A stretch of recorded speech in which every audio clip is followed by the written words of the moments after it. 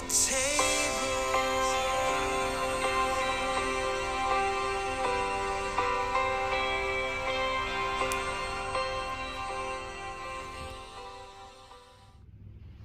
there, and welcome to our Passover meal that we are celebrating together as a church family.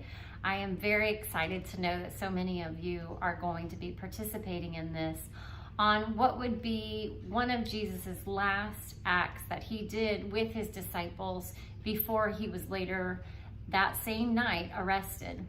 Jesus gathered his disciples together. We know that in the book of Luke, it talks about how he gathered them into a small room and he told them how he eagerly awaited to share the Passover meal with them. And because it was something that he did, I wanted to make sure that we took the opportunity as a church family to also participate, that while we are separated by space, we are not separated in our celebration of remembering his resurrection, but also remembering everything that led up to the moments before that, his final week here on earth. So tonight, I am here filming this, and we will be going live as we premiere it on YouTube. As we go on, there are going to be lots of different things we say together. There will be lots of different things that we participate in.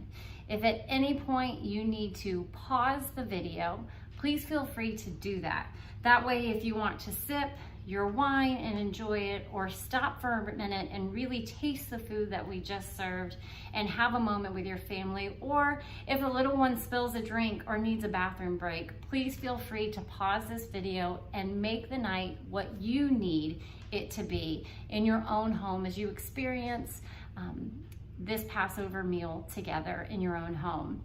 Now, some of you might be tuning in tonight because you are curious and you came to observe and watch the experience, and that's okay. It will be just as meaningful. Others are sitting around their table right now with your Seder plate ready to go with all of the different foods. Now, the food on this plate is meant to be a sample of food. It's not intended to fill our bellies. Every single food item and drink that we're going to have tonight has a symbolic meaning tied to it, that there is intentionality in everything that we're going to do. So if there's something that you think, I'm not so sure about this, I would urge you, try it. But if you're not comfortable, then it's okay to skip that round. A few things about the food that we're going to eat and also the drinks that we're going to have tonight. Again, they're all very intentional. There's an explanation of everything we're going to do tonight, from the order to what we eat, to what we drink, to what we say, to the lighting of the candles and washing our hands. Everything is very symbolic. And before we do any of it, every single round, we're going to do a prayer together. Before we eat every single bite of food, we will pray together. Before we drink, we will pray together. And you're going to have the opportunity to learn a little bit of Hebrew tonight. So I will say it slowly and I'll have you repeat it after me as you begin to learn. It is a 2-line prayer that is said before every food item and everything you drink. The first line is always the same and the second line changes. So tonight, for our purpose, we're only going to say the first line together. Then before we're done, I will say it in English, the first line, and I will add the second line in English so you understand what the prayer is. I'll go ahead and we can practice our Hebrew right now. We'll be repeating it, and by the end of the night, you will be quite versed in your Hebrew.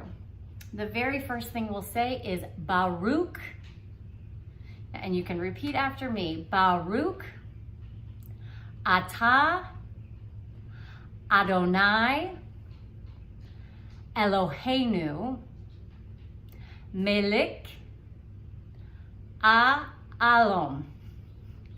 Now I'm going to say that all together just so you can hear what it sounds like. Baruch Atah Adonai Eloheinu Melech Ha'olam. Now what we just said together was, blessed are you, O Lord our God, ruler of the universe. So we're going to say that every time together, and the first several times we do it, I'll have you repeat after me because it is a little tricky. as we are trying to learn a new language and experiencing everything before us. Now, before we begin, I have all of our supplies in front of us, and I hope you do as well. I'll be explaining the meaning behind a lot of it. And before we even start, how we would be preparing our home is the days leading up to the Passover meal. We would have been removing all of the bread items, or all the things that have leaven in our home. Now, there's several different ways we could remove it. We could throw it all away, we could give it away, or my favorite, we could eat it all. But we would have to remove all of it from the house. Now, I'm guessing, especially while we're in quarantine, that we probably have a lot of those leavened items in our pantry. And so if you didn't do that, that is okay. That would be a lot of bread eating to do up just to prepare for this night. But that would be how we would typically or traditionally prepare, is to get rid of all of the leaven.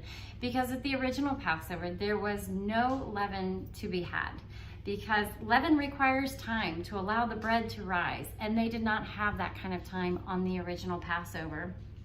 So tonight, during our Passover meal, we are going to have the Seder. And the Seder is really the order of service on our Seder plate. We're going, just like any worship service has an order of worship, the Seder is the order of how we're going to celebrate tonight. The other thing we'll be doing is the Haggadah. And the Haggadah is a fancy word for the telling of the story. You see, the original Passover takes place in the book of Exodus, when God's people, the Israelites, were enslaved in Egypt. God called Moses to go to the Pharaoh and to redeem his people, the Israelites, back and bring them into freedom. And we may be very familiar with that story. Every time Moses would go to the Pharaoh and insist that he free God's people, the Israelites, the Pharaoh would say no.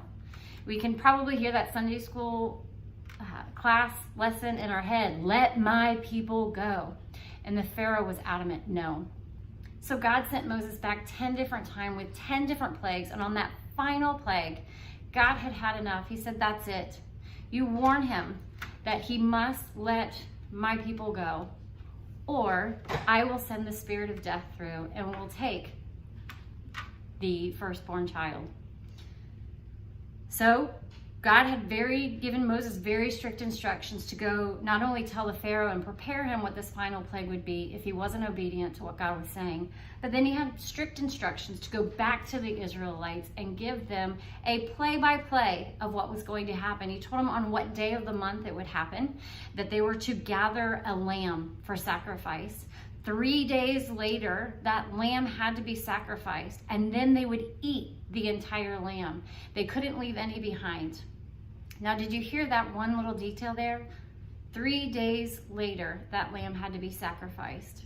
For those of us, for those that are believers in Jesus, that is a familiar time, a lamb sacrifice, 3 days. So not only did they have to sacrifice that lamb, but they had to take the blood from the lamb and they had to put the blood on the outside of their door frame. And the reason they put the blood on the outside of the door frame is so when God sent the spirit of death through all of Egypt, that the spirit of death would literally pass over that house and no one would lose their life that night. And that's how we get the name Passover.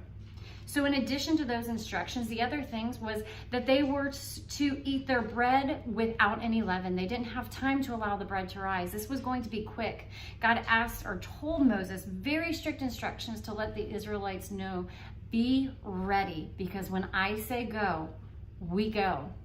So not only were they told to eat the lamb, and to eat all of it, and to eat bread that was not leavened because they didn't have time. He also, and the day of which they were supposed to eat it, and how to eat it, and share it with your neighbor if you needed to. You have the blood on the doorpost. In addition, what was so important is they had to dress with or eat with their cloaks on, their staff in their hand, and their shoes on their feet, because they had to be ready to go at a moment's notice. Now, God was also very clear on something else. He told Moses that this was going to be something for the generations to come, generation after generation, to retell this story so no one would ever forget God's redemption of his people. And so year after year, from that very first Passover with Moses to right now in 2020, this week in fact, people have celebrated this Passover meal with specific instructions and in the same manner that Moses did on that original night. How powerful that the Passover meal, to have this Seder plate, you get to use all of your senses to experience God's redemptive power.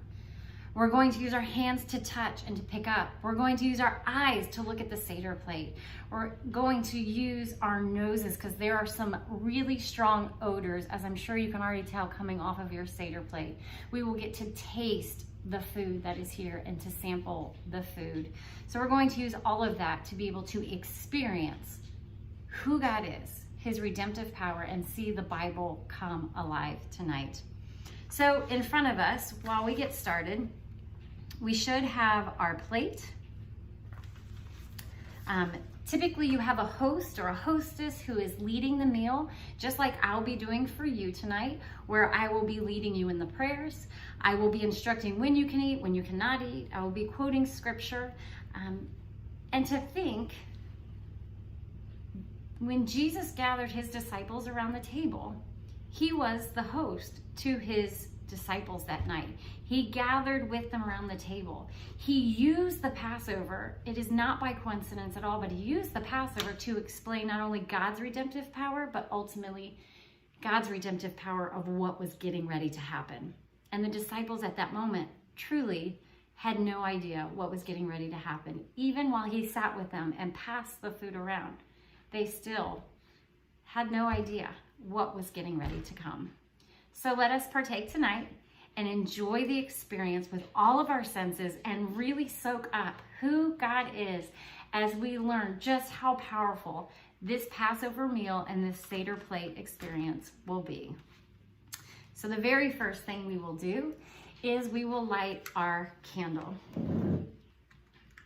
Now remember, before we do anything, there is a prayer. And it will be the same prayer. Remember, that first line is going to be in Hebrew. And if you will please repeat after me. Baruch atah Adonai Eloheinu Malik Ha'olam. And what you just said was, blessed are you, O Lord our God, ruler of the universe. And the second line, who has set us apart by his word, and whose name we light the festival lights. Now the light was typically lit during the meal by the women that were present in the room or at the table. Now for those that do follow a messianic Passover, meaning those that do believe in Jesus as the Messiah, they would read Genesis 3:15 as light for the festival of redemption is kindled by the hand of a woman. We remember that our Redeemer, the light of the world, came into this world as the promised seed of a woman. So one of the things that you should have at your table is a cup of some sort for everyone at the table. Now we have either typically or traditionally, we would celebrate with a red wine, or you can do a grape juice, whatever one that you're comfortable with. Now I will tell you, there will be 4 glasses, and I always like to tell this at the beginning because the 4 glasses are typically intended, well, there's 4 glasses with 4 different meanings that we will drink throughout the night. And when we drink them to completion. So be mindful when you're pouring, how heavy you pour your glass, but also that truly it was seen as a measure of joy, that how full your cup was how full your joy was. And it was intended to have full joy, so typically it would be a full glass of wine. So for our purposes though, I'll let you be the decider of how much you pour your wine. So I will go ahead and tell you the four glasses of wine all have 4 different meanings, and they're taken straight from the book of Exodus chapter 6, verses 6 and 7. And these are the four cups. First will represent, I will bring you out from under the yoke of the Egyptians. I will free you from being slaves. I will redeem you with an outstretched arm. I will take you as my own people, and I will be your God. Exodus 6, 6 through 7. So let us fill our first cup together and bless the name of the Lord. So go ahead and fill your cup. And we will raise our glasses up. And just as we celebrate tonight, Jesus would have been sitting around the table, or as he was referred to many times as Yeshua, and he would have raised his glass and led him in the following prayer. Baruch atah, Adonai Eloheinu, Melech ha'olam. Blessed are you, O Lord our God, ruler of the universe, who creates the fruit of the vine. So, as the leader of the Seder Supper, let us drink this very first cup of the Passover, which is the cup of sanctification. And now is a good time, if you would like. You can always pause the video so you don't feel rushed through this part as we drink our cup of wine.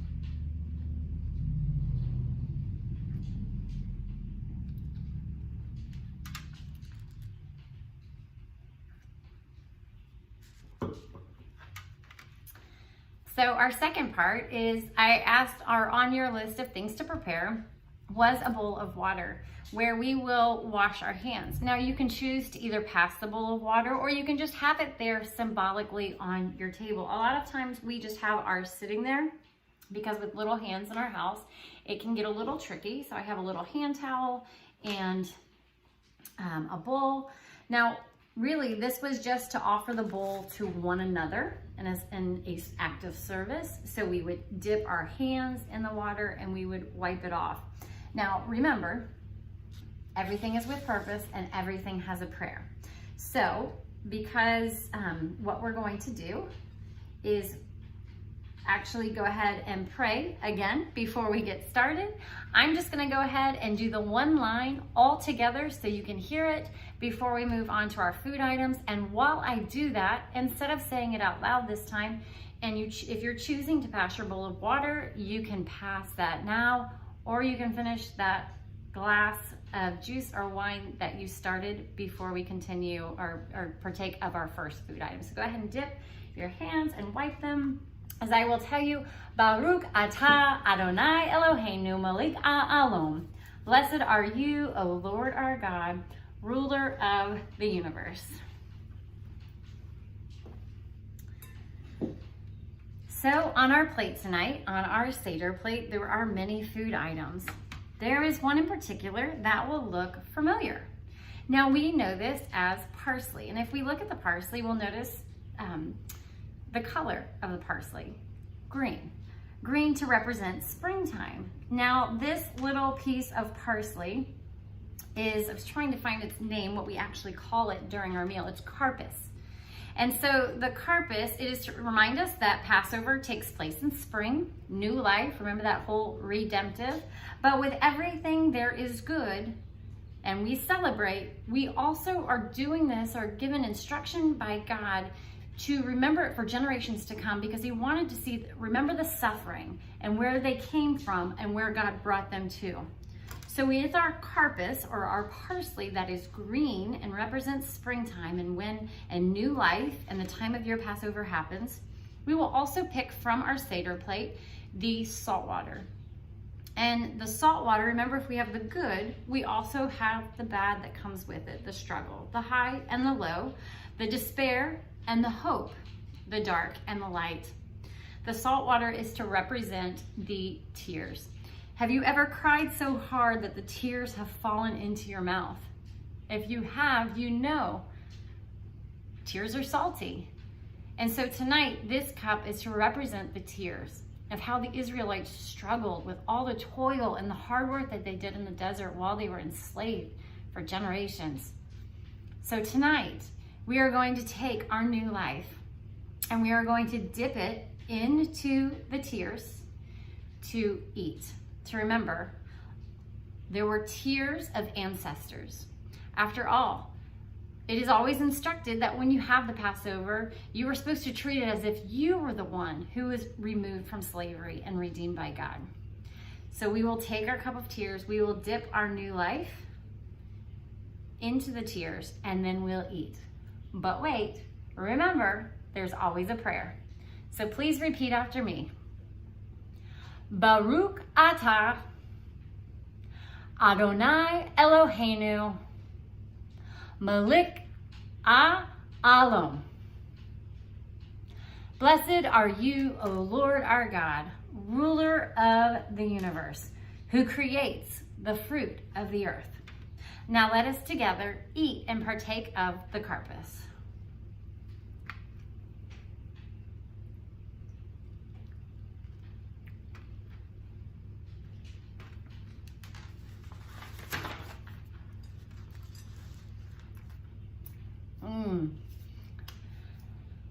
Okay, so the next part of our Seder is when we come to the part where we are reminded that the rest of our meal, we are going to be answering questions. It's 4 specific questions. Now, Seders or Passover meals are typically very long. In fact, they're long because they don't need to rush through it anymore. Remember, the first one, they had to rush out of there. But from there on out, because they were redeemed people, there was no more rushing. So there are 4 questions that we will be answering as the remainder of the meal takes place. Now, because the Seders typically take so long, tonight we're having an abbreviated version, but they could take up to 3 hours. And so part of the treat, there's different things for the children to do during the meal to keep them focused. And part of it, this is their first responsibility, is they get the gift of being, or the honor of asking 4 questions for the meal. And these are the 4 questions that they would stand up and they would ask the entire company that was at their table.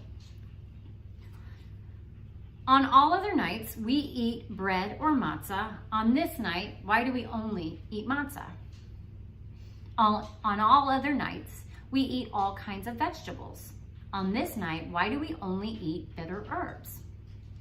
On all other nights, we do not dip our vegetables even once.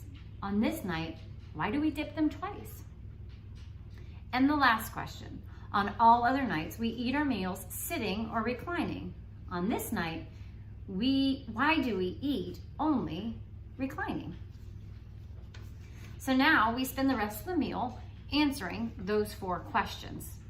So the very first question was about the matzah.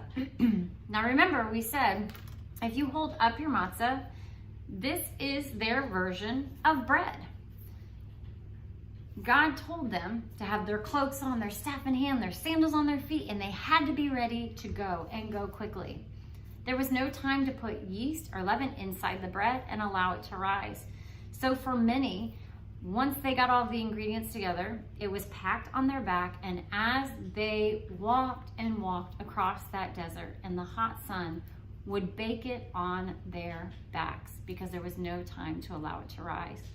So tonight we have matzah in front of us to remind us of just how quickly they had to leave.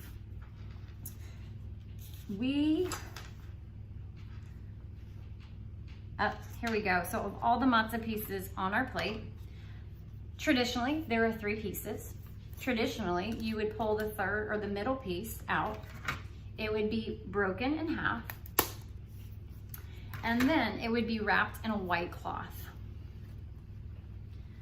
Now, what we just broke off has been renamed to the afikomen.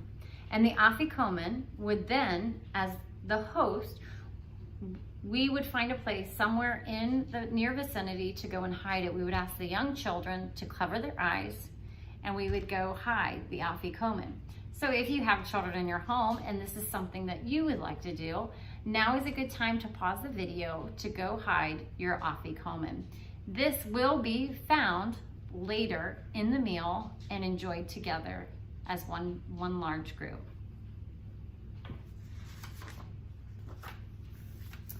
So now it's time. You can take from any of the matzah that's still on your plate to pick it up because remember, we're using all of our senses, so we will pick it up and break off a piece to enjoy.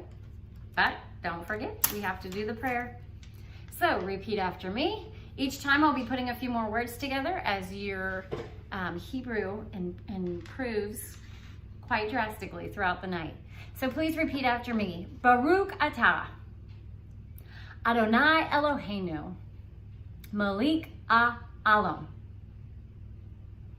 Blessed are you, O Lord our God, ruler of the universe, who brings forth bread from the earth. Let us eat together the matzah.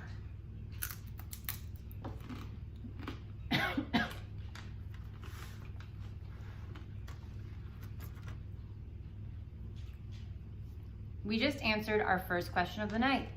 The second question was, typically we eat all kinds of vegetables during a meal. So why on this night that we only eat bitter vegetables?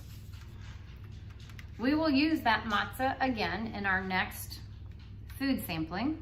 And on our plate, our next item that we have right here in this cup is our bitter herb that we would call horseradish.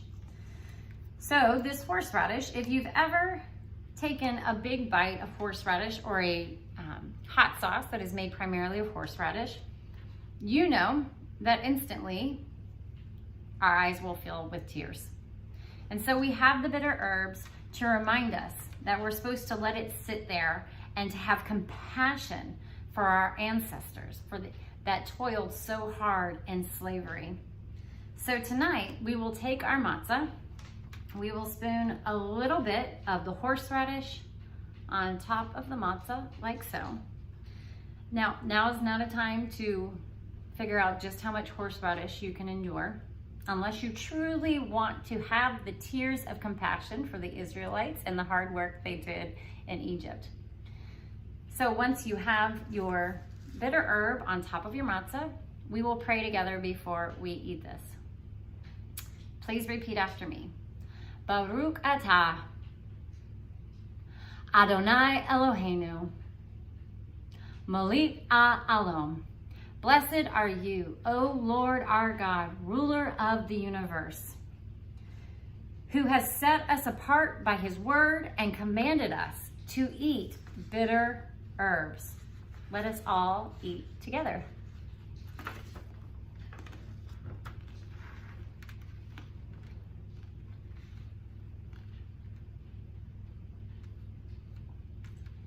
That is excellent.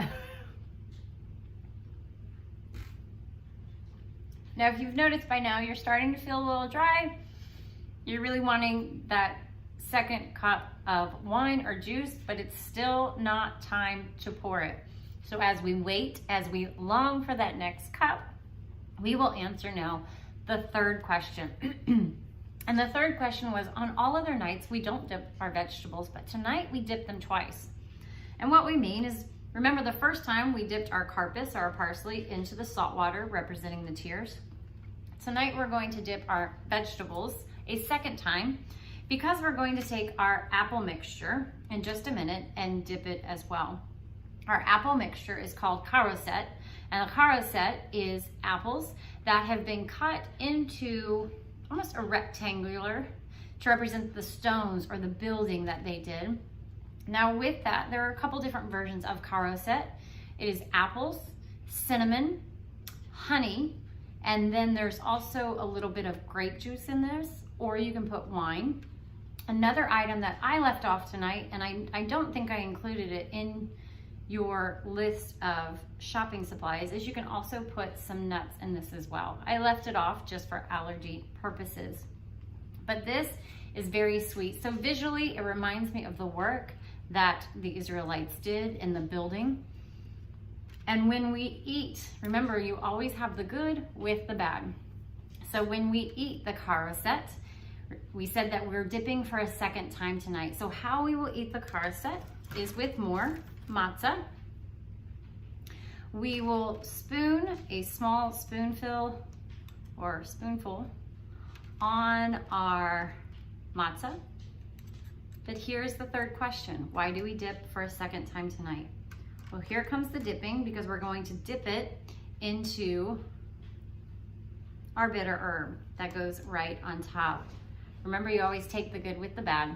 We're visually reminded of the work and the Israelites enslaved, but at the same time, it is sweet. And the redemption, that such a sweet redemption from God for his people and his love for his people. So remind us of his sweetness. But again, the bitterness that brings forth the tears to know that the suffering that they endured before God redeemed them. So before we eat, let us pray together.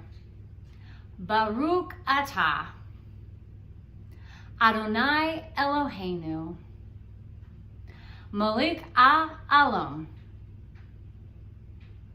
Blessed are you, O Lord our God, ruler of the universe. Let us go ahead and partake.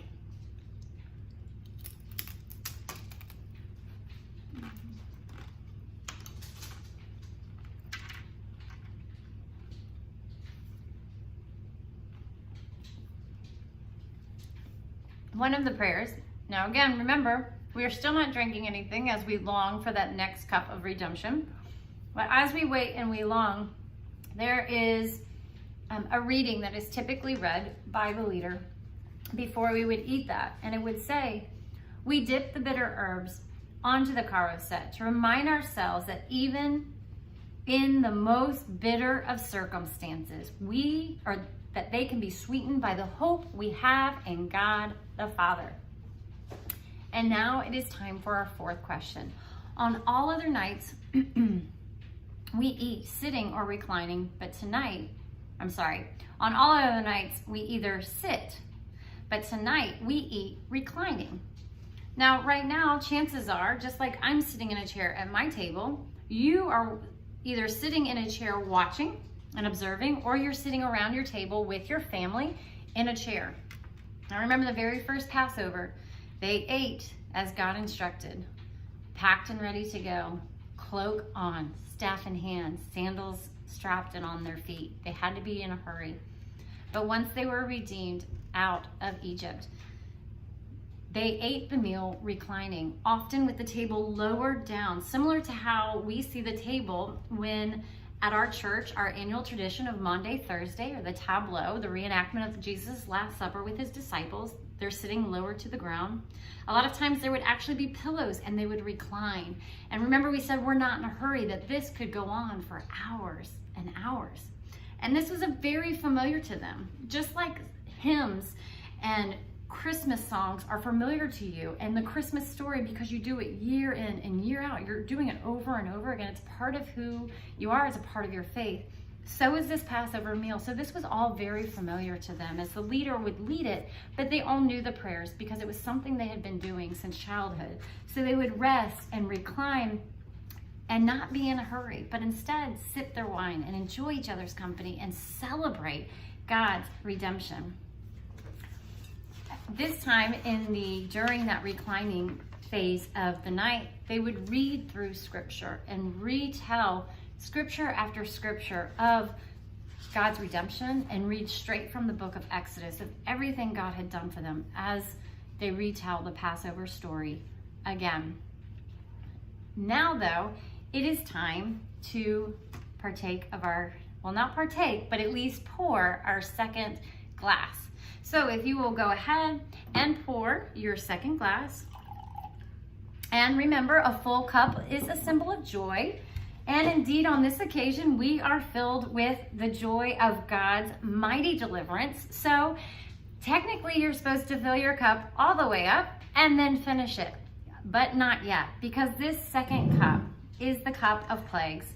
And so what we're going to do tonight is I am going to call out the 10 plagues. So while you fill up your glasses, take a minute and just listen. As you pass that around, I'm going to recount every plague that God sent to Egypt when Pharaoh said no. Every time Moses would say, let my people go, Pharaoh would say no. And each time he sent a plague. So tonight I'm going to recount each plague. We're going to dip our little finger into our cup And then you're just going to let the wine or the juice, let's see if you can see, drip off of your pinky onto a napkin or onto the plate in front of you. That is all you're going to do.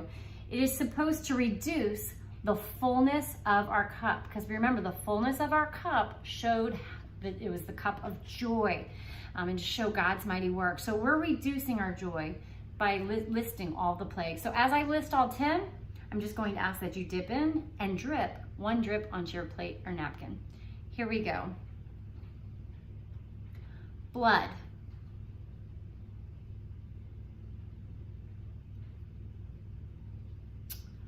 Frogs.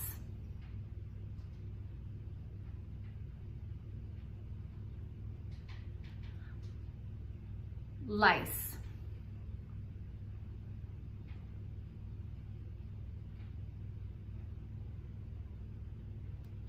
Bees.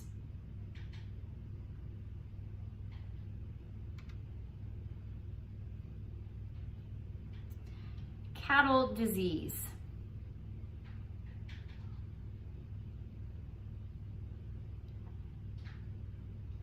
Boils.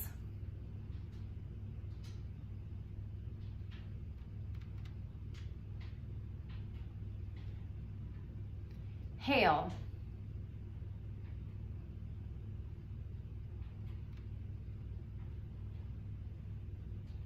Locusts.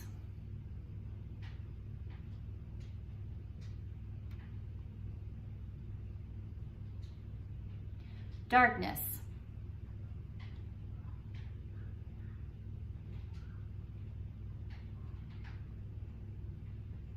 And the last one, death of the firstborn.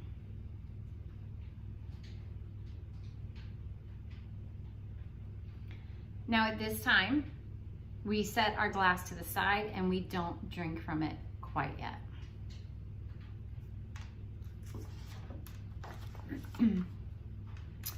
One of the items on our Seder plate that we have not touched yet, and that was not there to eat or to taste, but it is merely the experience of using our sight, and that is the shank bone or the lamb bone. Now, typically these are boiled and then set with no meat on our Seder plate. And the only reason that that is there is to be a visual reminder of the lamb that sacrificed its life on the original Passover in order to give that family the blood to go on their doorposts so the spirit of death would pass over their home and no life would be lost that night. So we leave that as a visual reminder that we can look at throughout the night as the night goes on, to be reminded of that sacrificial lamb.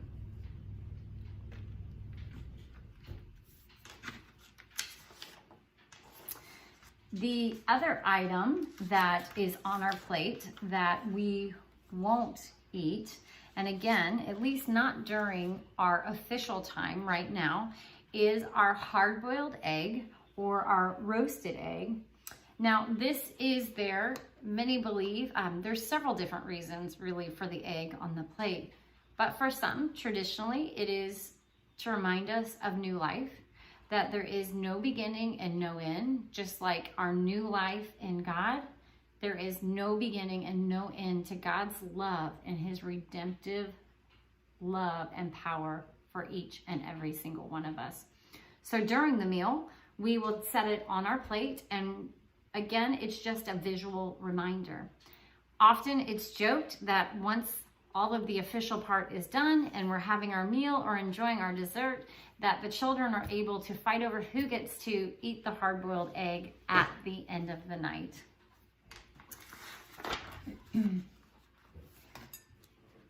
So I will be reading, now that we've answered the 4 questions, we've talked about the 2 items that we're not going to eat on our plate.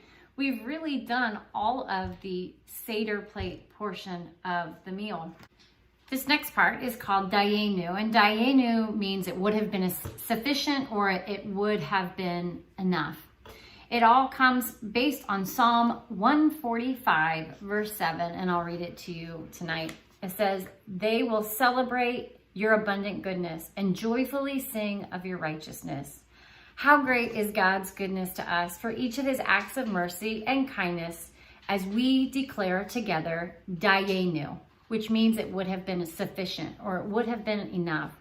So I'm going to read a series of statements, and when I'm done with each statement, I will raise my hand, and when I raise my hand, we will all say together Dayenu. Here we go. If the Lord had merely rescued us, but had not judged the Egyptians, Dayenu. If he had only destroyed their gods, but had not parted the Red Sea, Dayenu.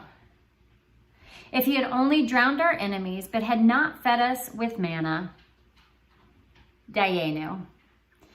If he had only led us through the desert, but had not given us the Sabbath, Dayenu. If he had only given us the Torah, but had not given us the land of Israel, Dayenu. But the Holy One, blessed be he, provided all of our blessings for our ancestors, and not only these, but so many more. So remember that second glass that has been sitting there. This is after everything God has done. He could have stopped so many times because each time it was more than sufficient. Dayenu.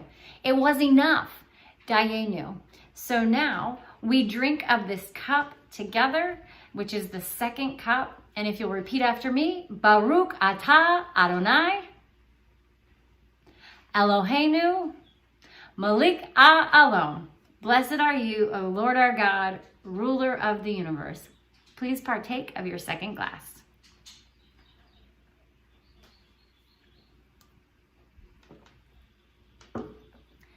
Now, many times, this is where we would stop a lot of the official. It's done in different ways. We would stop and have our Passover supper, which would involve other foods that we have brought. Those are the foods that are meant to fill our bellies. So again, we would recline. We would laugh with our friends or our family as we recline around the table and take our time and partake of a Passover supper to go with it. Or some might have it later after the fact. But now it is time for what is considered dessert. So the dessert will come from that piece of matzah that was earlier wrapped and hidden somewhere in this room, the afikomen. So at this time, if you hid it, it is time to pause and send your youngest family members out to see who can find the afikomen, sometimes resulting in a little prize or at least bragging rights until next year. So at this time, if you will find your afikomen, or if it never left the table, you can just simply unwrap that and get it ready to eat together.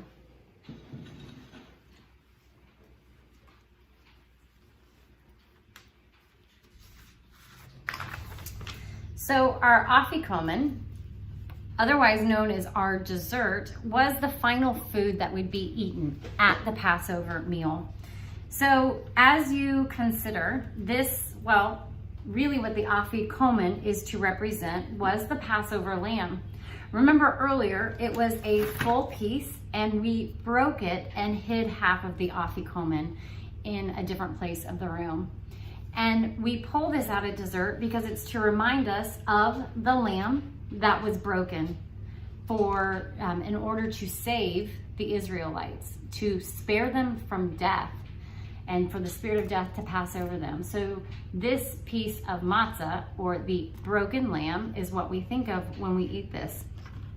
Now, it would have been this time that the leader would hold up the afikomen and the host or hostess would bless it, Baruch atah Adonai Eloheinu Malik ha'olam, and they would go through the blessing.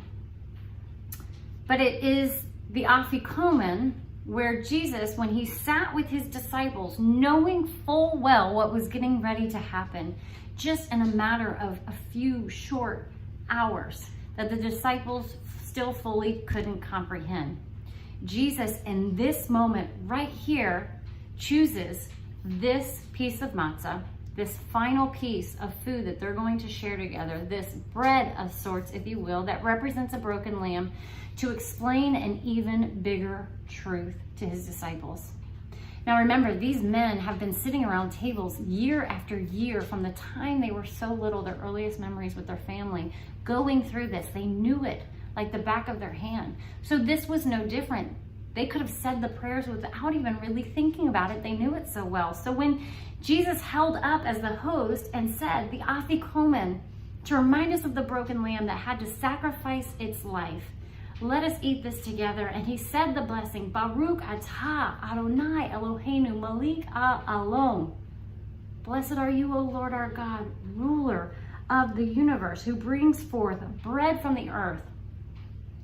This is the time as the host. He should break it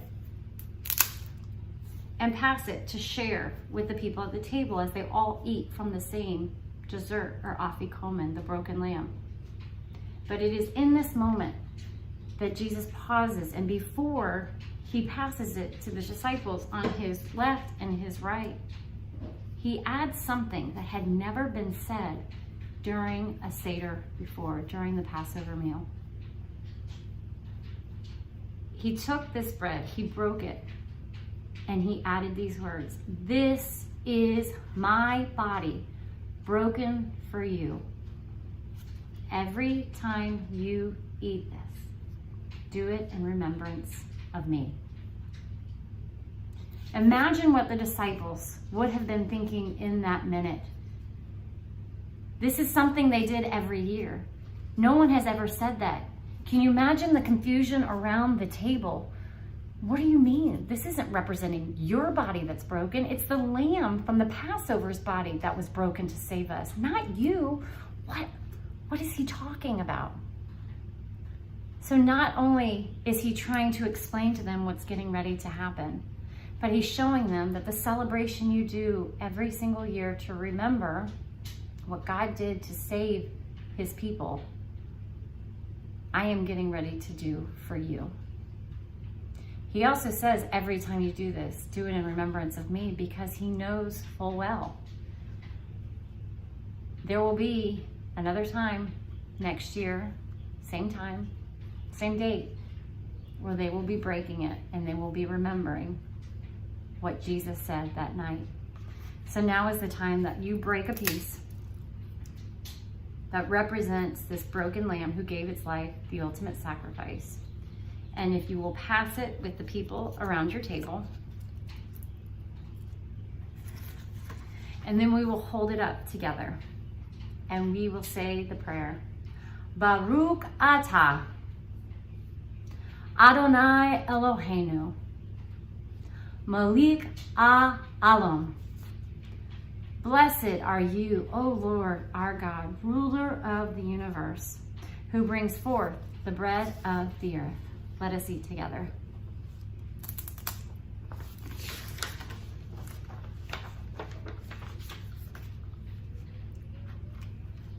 Now, after the dessert, it would be time to pour our third glass tonight. So if you will, go ahead, take a moment to pour your third glass.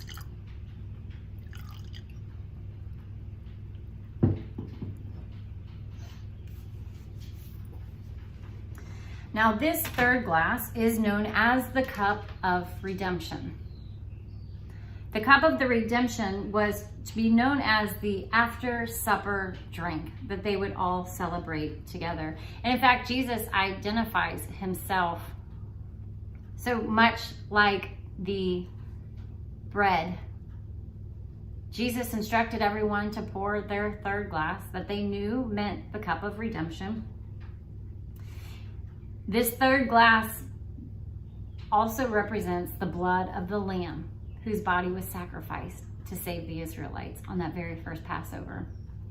And so as Jesus is recounting the story and he's reading the scriptures from memory, the disciples, I would imagine, are still very confused, sitting around that table with their minds reeling, trying to figure out what Jesus had just said about this being his body and not the original lamb from the original Passover. So Jesus raises this cup of redemption and he says the prayer, Baruch atah Adonai Eloheinu Malik Alom. Blessed are you, O Lord our God, who creates the fruit of the vine. And I'm sure he lifted his glass and they all did the prayer together. But wait, before he instructed them to take a sip, he added one more piece. He said, this cup of redemption that is to sacrifice the Lamb's blood, this is my blood poured out for you and for many for the forgiveness of your sins. Every time you drink this, do this in remembrance of me. It is no coincidence that there that night, in that very small upper room with his disciples gathered close, that Jesus chose to take the Passover meal, something that was so familiar, and say, but wait, there's more, so much more. This is no longer just the original lamb's blood that sacrificed his life for you.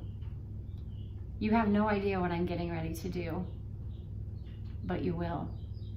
I can imagine the confusion sitting around that table when Jesus added those words. But it is by no mistake and no coincidence that it is there at that moment that Jesus gave us this gift of remembrance. You and I, we celebrate it once a month in church and whenever possible, and we call it communion. And it is because of that Passover meal that we have been given that gift of communion, to remember that night that he sat around celebrating the Passover, and to remember that God redeemed the Israelites with the lamb and the blood of the lamb. But what he's getting ready to do later that night and the next day is to redeem not only the people there, but the people for generations and generations to come, is to redeem with one last and final sacrifice. And that is the sacrifice of his only son to death on the cross, where his body is broken and his blood is shed. So tonight, as we raise our glass, let us not only remember, as we would in a traditional Passover, the redemptive cup, the blood of the Lamb, but the blood of our Lamb, Jesus. So repeat after me. Baruch atah Adonai, Eloheinu, Melech ha'olam. Blessed are you, O Lord our God, ruler of the universe, who creates the fruit of the vine. Let us gratefully drink.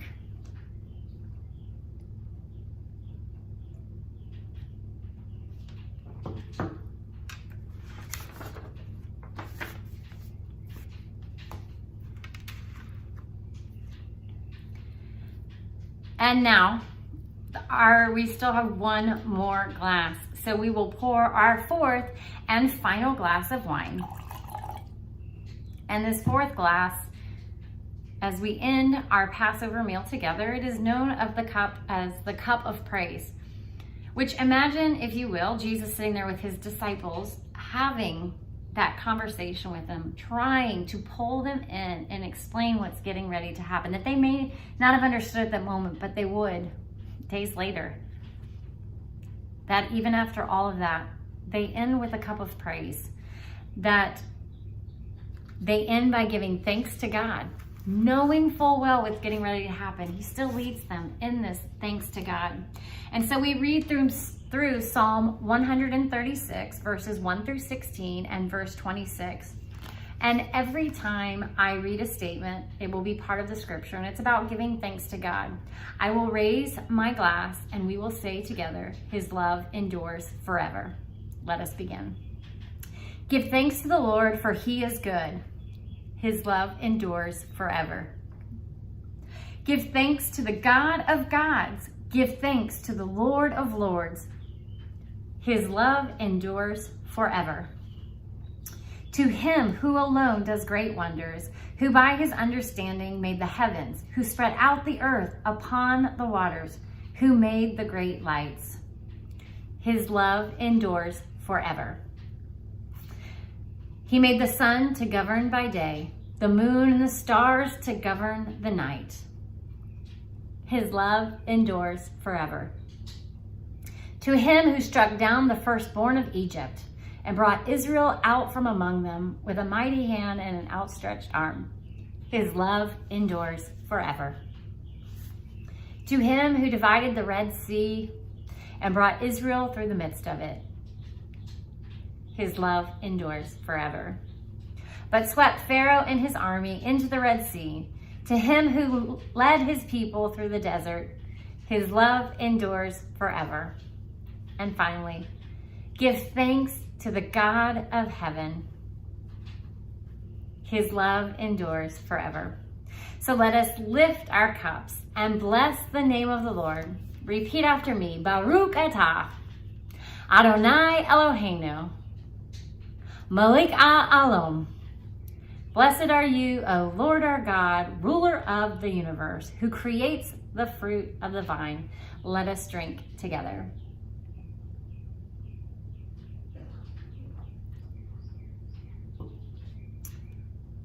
Our Passover is now complete, but we will conclude with a traditional statement that is said at the end of all Passovers, and that is, next year, may we celebrate together in Jerusalem. Church family, it has been a true honor to come inside your home and to celebrate this Passover meal with you tonight. May it just resonate inside of you, the things that we heard, the scripture that came alive, the foods that we tasted, that it can just sit there and really be something even more for you tonight, to know the gift of communion for all of us, to know ultimately as Jesus gathered around the table with his disciples as one of his last earthly acts, that it was not to be skipped, of how important it was, the heritage, the tradition, to be able to have this legacy and to say, but wait, there's more. You have no idea what I'm getting ready to do, but in a short time, you will.